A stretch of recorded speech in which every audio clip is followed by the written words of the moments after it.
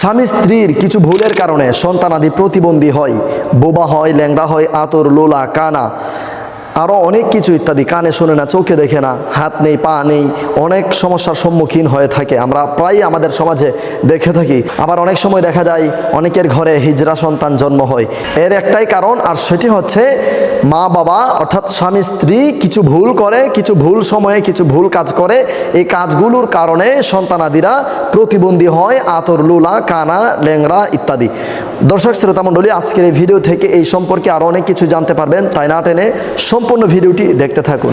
আসসালামু আলাইকুম ওয়া রাহমাতুল্লাহি ওয়া বারাকাতুহু। নাহমাদুহু ওয়া নুসাল্লি ওয়া নুসাল্লিমু আলা রাসূলিহিল কারীম, আম্মা বা'দ। ফাআউযু বিল্লাহি মিনাশ শাইতানির রাজীম। বিসমিল্লাহির রহমানির রহিম।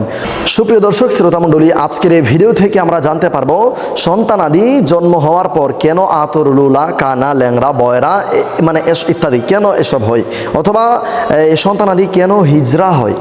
আমরা এটি জানতে পারবো আজকের এই ছোট্ট ভিডিও থেকে। খজাইনুল ইরফান 23 নম্বর আয়াতের তাফসিরে রয়েছে চান্দ্র মাসের 1 তারিখ, 15 তারিখ এবং সর্বশেষ তারিখ, এই তিনটি সময় সহবাস করলে এবং পূর্ণিমা, অমাবস্যা, চন্দ্র ও সূর্যগ্রহণের সময়, এই সময়গুলোতে সহবাস করলে সন্তানের অনেক অনেক ক্ষতি হয়ে থাকে। এরপর আসুন, মঙ্গলবার দিবাগত রাতে যদি সহবাস করে, মিলন করে, তখন সেই মিলনে যে সন্তান জন্মগ্রহণ করবে সেই সন্তান খুনি, অত্যাচারী, জুলুমকারী এবং জ্ঞানহীন হয়ে থাকবে, নাউযুবিল্লাহি মিন যালিক, এবং সে চিররোগী হয়ে থাকবে। তার জন্মের পর থেকে একবারে মৃত্যু পর্যন্ত কিছু কিছু রোগ তাকে একদম ছাড়বেই না। সো মঙ্গলবার দিবাগত রাতে সহবাস করা থেকে বিরত থাকার চেষ্টা করুন। এরপর হচ্ছে খাওয়ার পরপর এবং ভরা পেটে অথবা পশ্চিমমুখী হয়ে যদি কেউ সহবাস করে, তখন তার সন্তানাদি মূর্খ হবে, স্মরণ শক্তিহীন হবে এবং গর্ধব হবে।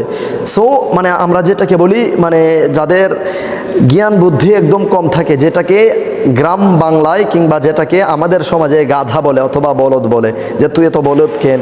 এই দেখবেন কিছু মানুষ একদম এত সরল যে কোনো কিছু বুঝে না, এইরকম হবে। তো আমরা কেউই চাই না কিন্তু তার সন্তান একদম সরল হয়ে যাক, কারণ আগামাতা ভালো মন্দ কোনো কিছুই বুঝে না, কোনটা ঠকে যাচ্ছে, কোনটা ভালো হয়ে যাচ্ছে, লাভ লস কোনো কিছুই বুঝে না। তো এইরকম সন্তান কেউই আশা করে না। তো এইরকম সন্তান যদি আশা না করে থাকেন, তাহলে অবশ্যই আপনাকে এই কাজগুলো থেকে বিরত থাকতে হবে। খাবার হজম হওয়ার পর খালি পেটে এবং মধ্যরাত্রির শেষে অর্থাৎ শেষ রাত্রির দিকে সহবাসে অথবা মিলন করা, সেই সময়টাই হচ্ছে উত্তম সময়।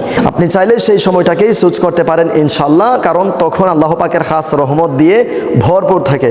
সুবহানাল্লাহি ওয়া বিহামদিহি, সুবহানাল্লাহিল আযীম। ইসলাম সহজ, লজ্জা নয়, জানতে হবে।